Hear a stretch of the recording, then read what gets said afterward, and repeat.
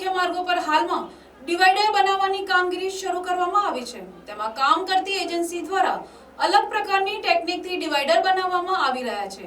તે કામની ગુણવત્તા પર સવાલ ઊભા કરી રહ્યા છે। નવસારી ખાતે જૂના થાણાથી જિલ્લા ન્યાયાલયના ગેટ સુધી એટલે કે ચાણક્ય એપાર્ટમેન્ટ સુધીના ડિવાઈડર બનાવવાની કામગીરી શરૂ કરવામાં આવી છે।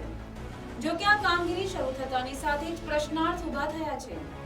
સામાન્ય રીતે માર્ગમાં ડિવાઈડર બનાવતી વખતે માર્ગને ખોદી અને ડિવાઈડર બનાવવામાં આવતા હોય છે, પરંતુ હાલમાં ચાલી રહેલી કામગીરીમાં માર્ગને ખોદ્યા વગર તેની ઉપર બીબા ગોઠવી ડિવાઈડર બનાવવાની કામગીરી શરૂ કરી દેવામાં આવી છે, જેને લઈને નાગરિકોએ સોશિયલ મીડિયામાં ડિવાઈડરની કામગીરી અને તેની સક્ષમતા વિશે સવાલો ઊભા કર્યા છે।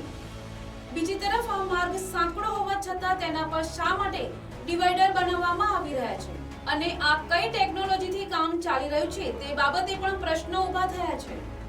જો કે સોશિયલ મીડિયામાં આ કામ અંગે ચર્ચાઓ થતા હાલમાં આ કામ અટકાવી દેવામાં આવ્યું હોય તેવી શંકા પણ સેવાઈ રહી છે।